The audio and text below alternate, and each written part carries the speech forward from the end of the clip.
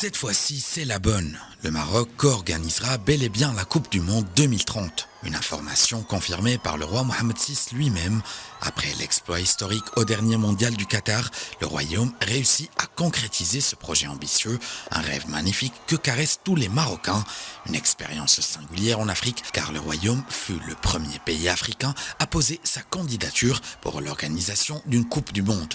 C'était l'ancien ministre de la Jeunesse et des Sports Abdellatif Semlali qui avait été en charge de la première candidature marocaine. Le royaume était en concurrence avec le Brésil et les États-Unis, mais c'est finalement le pays de l'oncle Sam qui a été désigné. Le royaume ne perd pas espoir et décide de poser une deuxième candidature pour le mondial 1998. Animé par une grande volonté d'abriter le tournoi, le Maroc est entré sous la conduite de Sa Majesté le roi Mohamed VI dans un vaste chantier de construction de grands projets structurels, stades, autoroutes, TGV et stations balnéaires. Porté par cet élan de développement, le royaume pose sa troisième candidature pour abriter la Coupe du Monde 2006. La troisième candidature a été plus professionnelle en matière d'organisation et de communication, mais le dossier marocain n'était pas encore solide face aux candidatures des pays concurrents que sont l'Angleterre, l'Allemagne et l'Afrique du Sud. Gardant toute sa ténacité, le Maroc a décidé de poser sa quatrième candidature qu'il perd contre l'Afrique du Sud.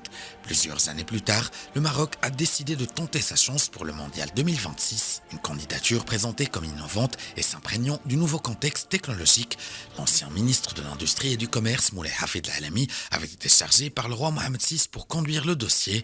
La nouvelle expérience s'est révélée certes intéressante en termes de préparation et d'influence, mais la solidité de la concurrence formée par les États-Unis, le Mexique et le Canada l'a emporté. C'est en effet ce dernier trio qui a remporté le mondial 2026 avec 134 voix contre 65 pour le Maroc. Avec cette sixième et définitive postulation, la FIFA reconnaît enfin la capacité du Maroc d'organiser une compétition internationale de cette envergure, vu la qualité des infrastructures nationales, de la gouvernance sportive impulsée par Sa Majesté et surtout des performances rayonnantes des Lions de l'Atlas, qui ont prouvé à la face du monde que le football marocain fait partie des meilleurs aujourd'hui et que la réussite a toujours été une marque de fabrique du Maroc.